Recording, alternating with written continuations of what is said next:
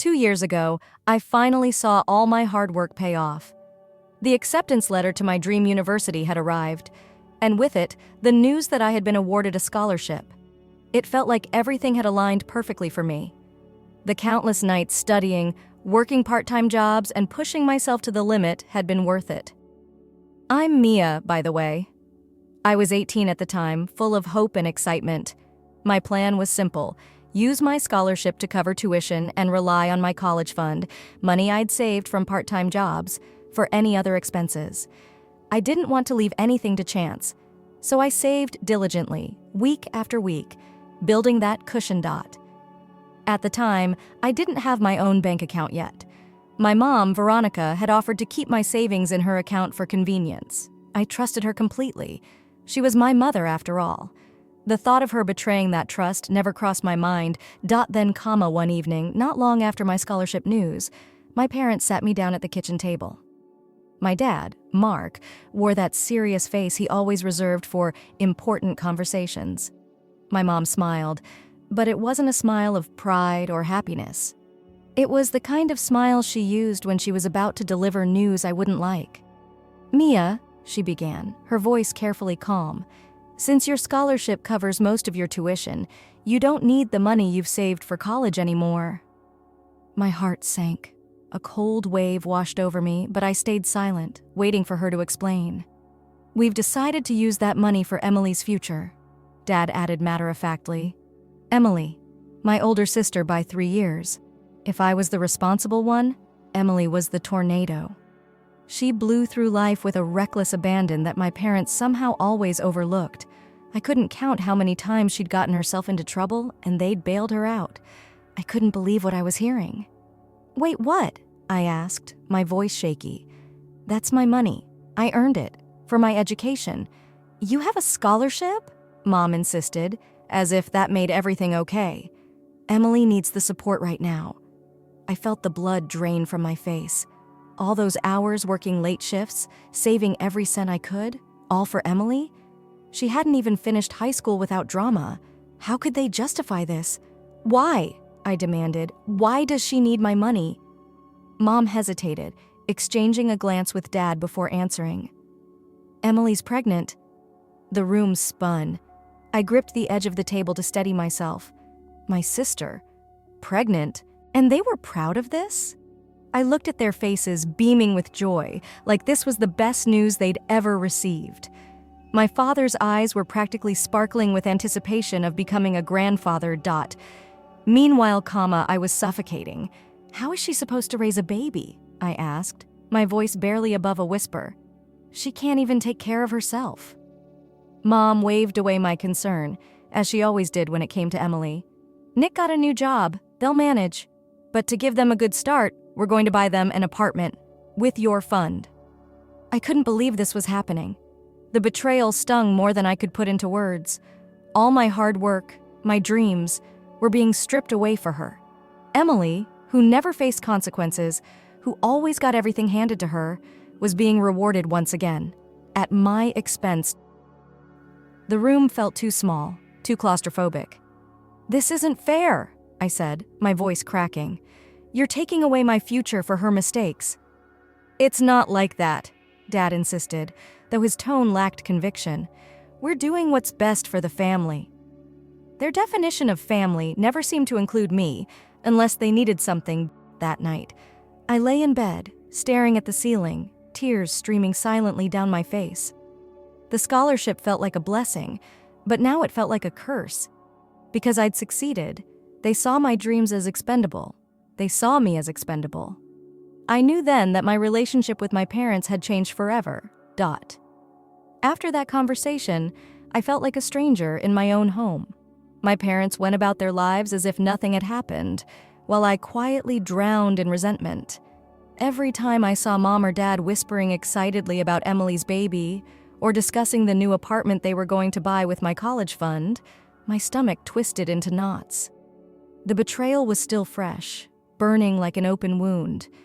I tried to focus on my upcoming move to college, but it was hard to feel excited knowing the safety net I'd worked so hard to build was gone.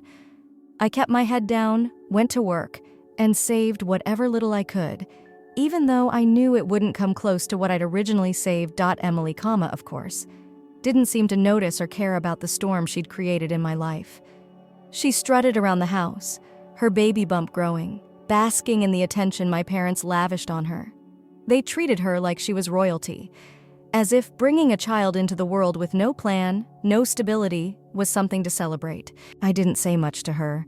We'd never been close, but now there was a canyon between us that I didn't think could ever be bridged. She was 21, but my parents still treated her like she was 15. They coddled her, shielding her from everything, while I was expected to carry my own weight, and apparently hers too. One evening, as I passed the living room on my way to my room, I overheard my parents talking. "We'll turn Mia's room into a nursery after she leaves," Mom said, her voice brimming with excitement. "It'll be perfect for the baby." My heart shattered a little more. They were already erasing me. I hadn't even left yet, and they were planning to replace me with Emily's child. It felt like I was being pushed out, made irrelevant in my own home. I walked away before they noticed me. That night, lying in bed, I made a promise to myself. I was done fighting for a place in this family. If they didn't value me, if my achievements and hard work meant so little, then I would stop trying to earn their approval. I would go to college, make my own way, and never look back. The days crawled by until, finally, it was time to leave. My friends helped me pack since my parents were too busy fussing over Emily. They didn't even offer to drive me to campus. My dad gave me a stiff, one-armed hug and said, "Take care of yourself, kid." Mom barely looked up from her conversation with Emily. "Call us if you need anything," she said, as if we both didn't know that I wouldn't. I walked out the door feeling a strange mix of relief and grief. I was free, but I was also leaving behind the hope that my parents would ever change. College was everything I needed.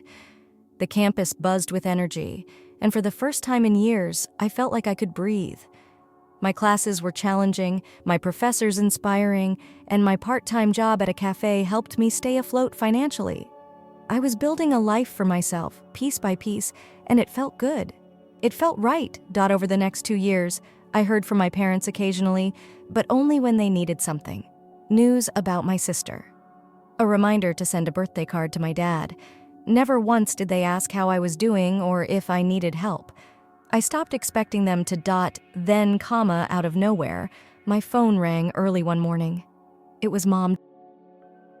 Her voice was shaking. "Mia, have you heard from Emily?" I sat up, instantly alert.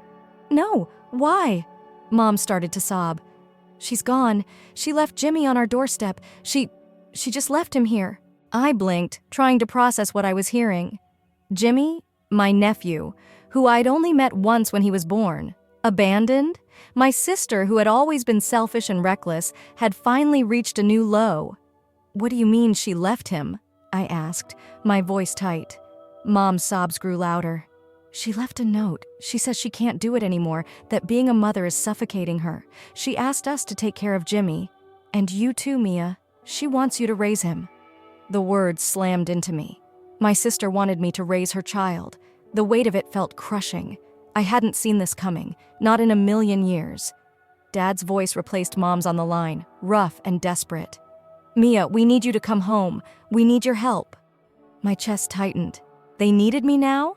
After 2 years of barely acknowledging my existence, suddenly I was supposed to drop everything and come running? "I can't," I said, my voice calm but firm. "I have an exam this week. I can't just leave." Dad's voice hardened. "Mia, this is family. You can't turn your back on us." The irony wasn't lost on me. "You turned your back on me a long time ago," I replied, my heart pounding. "You can't expect me to just forget that." He was silent for a moment, then said, "You're being unreasonable. We need you." I closed my eyes, my resolve solidifying. "I'm sorry, but I can't help you." I hung up the phone, my hands trembling. The guilt they tried to lay on me was heavy, but I knew I couldn't give in. I had worked too hard to build a life for myself. Dropping everything to fix the mess my sister created would destroy everything I'd worked for. I sat on the edge of my bed, my thoughts swirling. Jimmy didn't deserve this. He was just a child, innocent in all of this. But I wasn't the person to fix this. Not now. I took a deep breath, knowing that this wasn't over. My parents would keep pushing, keep trying to pull me back into their web. But this time, I was ready to stand my ground. The weight of my decision hung heavy, but I knew it was the right one. After that call, I couldn't shake the image of little Jimmy standing on my parents' doorstep, abandoned, confused, and scared. My heart ached for him. He was an innocent child caught in the middle of a mess he hadn't created. But I couldn't fix everything. I wasn't a savior, and I wasn't going to let my parents' guilt trips destroy the life I was building. Over the next few days, my phone lit up with missed calls and messages from my mom. Some were frantic, pleading. Others were cold and angry, accusing me of being heartless. I ignored most of them, trying to stay focused on my studies and my job. But the guilt lingered like a shadow, whispering that maybe I was being selfish, maybe I was abandoning my family. Then, one evening, I got a message from my dad that chilled me to the core. "We can't handle Jimmy on our own. If you won't come back, we might have to let CPS take him." I stared at the message, my hands trembling. The idea of Jimmy being taken away by strangers broke something inside me. He didn't deserve that.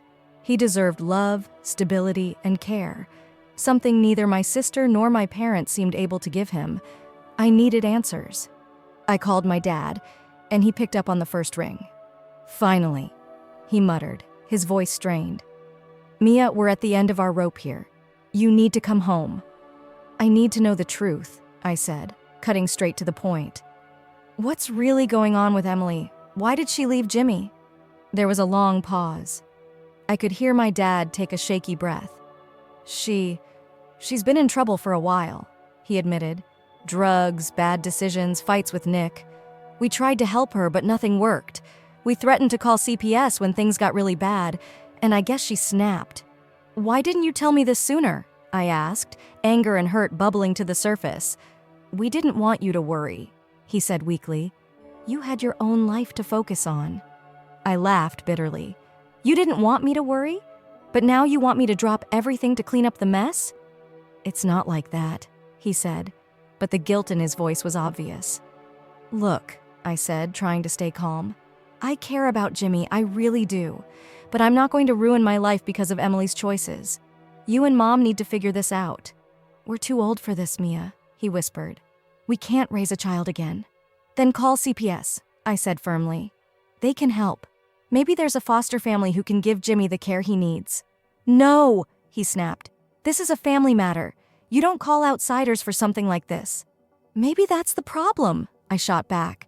"You've been so obsessed with keeping everything in the family that you've let Emily ruin her life, and mine."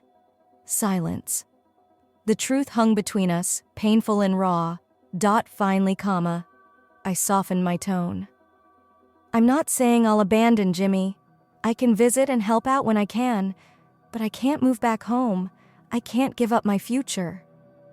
Dad didn't say anything, but I could hear his breathing, slow and heavy. He was processing, maybe realizing that this time he couldn't bully me into submission.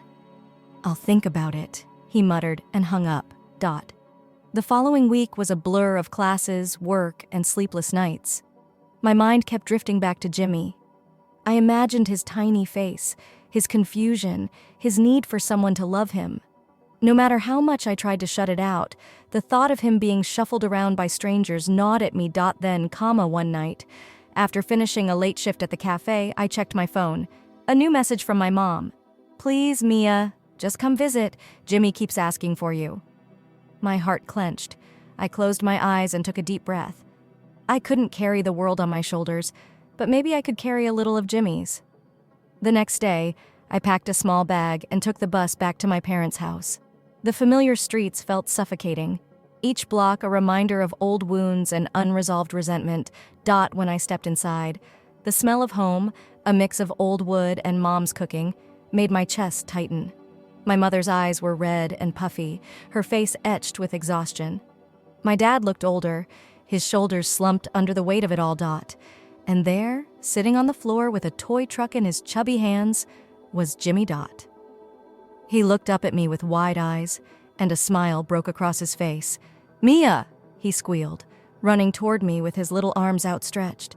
I scooped him up, his small body warm against mine. For a moment, The chaos melted away. It was just me and this innocent child who had no idea how messy the world around him was. "I missed you," he whispered into my neck. "I missed you too, buddy," I replied, my voice thick with emotion. As I held him, I knew one thing for sure. I couldn't fix everything. But I could love this boy. I could be there for him in small ways, even if I couldn't give up my whole life to raise him. I put Jimmy down gently and turned to my parents. "We need to figure out a long-term plan," I said. "Together." They nodded, their faces filled with regret and hope. For the first time, it felt like they were really listening.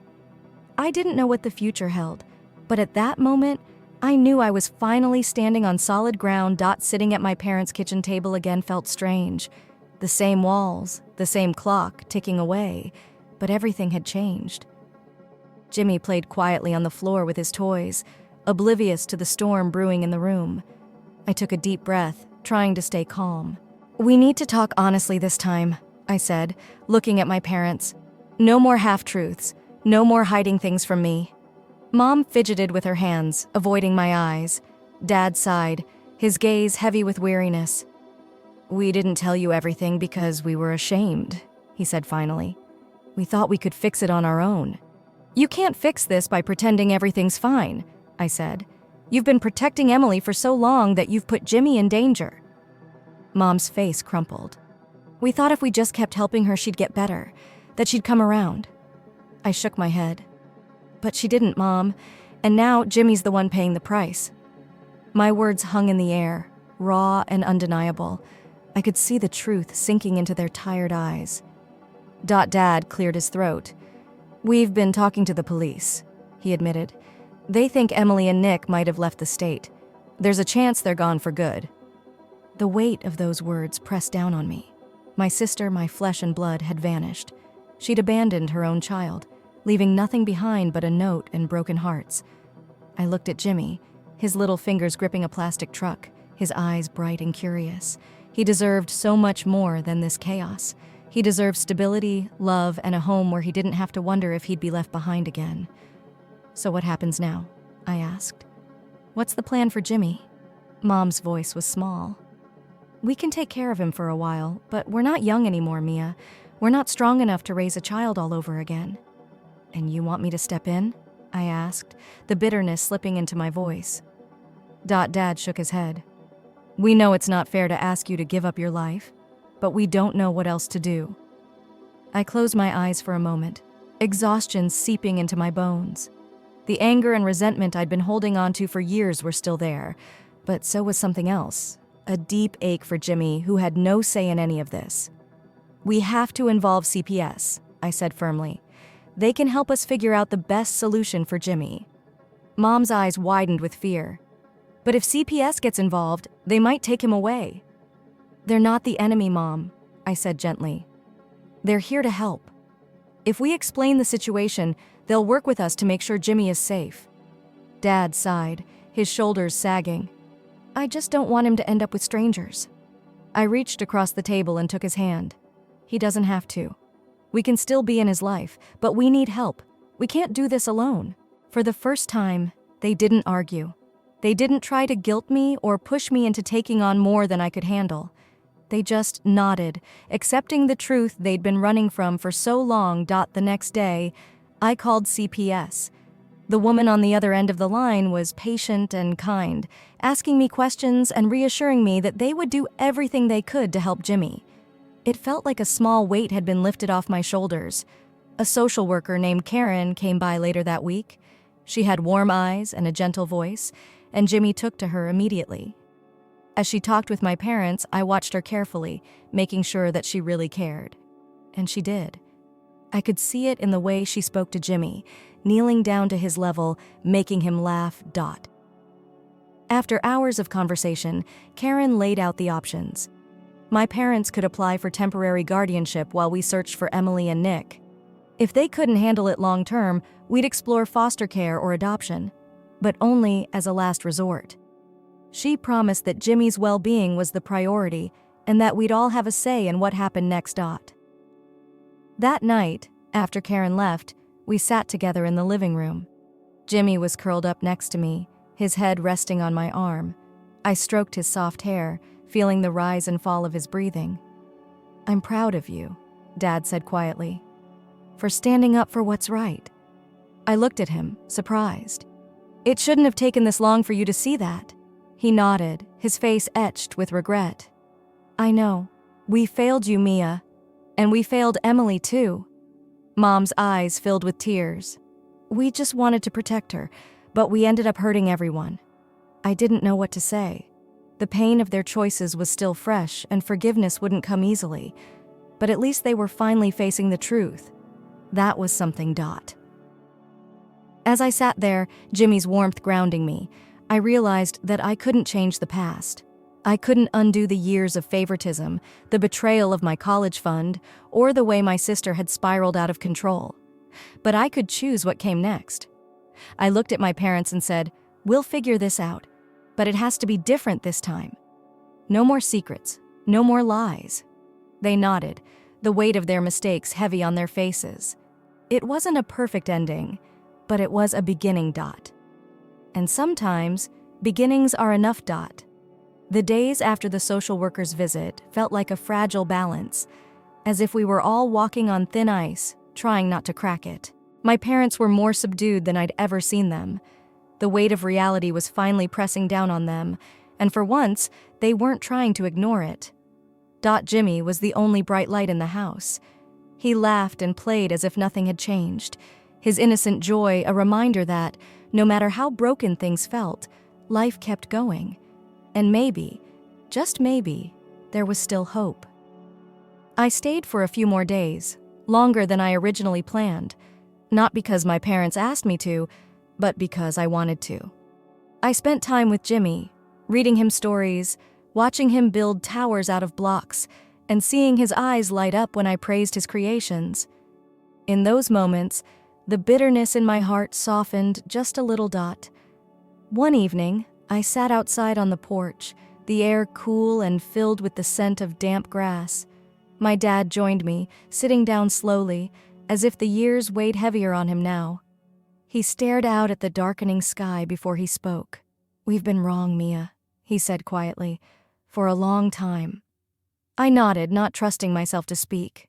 "We tried to protect Emily," he continued, "but in doing that, we lost you, and now we're paying the price for all of it." His voice cracked, and I saw the raw regret in his eyes. For the first time, I believed it. The man who had always seemed so sure, so stubborn, looked lost. "I didn't need you to protect me," I said softly. "I just needed you to believe in me, to see me." He swallowed hard. "I see you now. I just wish it hadn't taken this for us to realize how much we've hurt you." There were no grand apologies, no promises that everything would magically be fixed. But his honesty was enough for that moment. It was a small step, but it felt real. "I'm not coming back home," I said, my voice steady. "I have my own life to build." He nodded. "I know, and you should. You've earned that." We sat in silence for a while, the crickets chirping in the background. It wasn't a perfect resolution, but it was a start, a small bridge over a chasm that had seemed impossible to cross. The next morning, I packed my bag. Jimmy ran up to me, his small arms wrapping around my legs. "You're leaving?" he asked, his eyes wide. I knelt down and hugged him. "I have to, buddy, but I'll visit, okay? I promise." He nodded, trying to be brave. "Okay," I kissed his forehead. "You're going to be just fine." My mom stood by the door, her eyes filled with tears. "Thank you, Mia," she whispered, "for everything." I didn't know if things would ever be completely healed between us, but in that moment, there was a sliver of understanding, of hope. I walked out the door, the sunlight warming my face. My friends were waiting for me at the bus stop, ready to help me get back to my college life. As the bus pulled away, I took a deep breath. The weight on my shoulders felt lighter. For the first time in years, I felt like I was moving forward on my own terms. Back at college, I threw myself into my studies and my job. Life was busy, fulfilling, and mine. I still thought about Jimmy every day, and I kept my promise to visit. Each time I saw him, he grew a little taller, his smile a little brighter. My parents were doing their best, And the social worker continued to check in, making sure Jimmy was safe and cared for. Emily and Nick never came back. The police search eventually went cold. As painful as it was, we had to accept that they'd chosen a different path, one that didn't include their own child. But Jimmy had people who loved him, who were fighting for him now. And I knew that, no matter what, I would always be there for him in the ways I could. One afternoon, as I sat in my dorm room, a message popped up on my phone. It was a photo from my dad. Jimmy was standing in their backyard, holding a drawing he'd made. It was a stick figure of me, him, and my parents, all holding hands. Beneath it, in shaky letters, he'd written, "My family." Tears filled my eyes. Maybe everything hadn't turned out the way I'd planned. Maybe there were still scars and wounds that would take years to heal. But there was love and there was hope. And sometimes that was enough to keep going. I looked out the window, the sun setting over the horizon, and smiled. I was finally free, and I was finally home.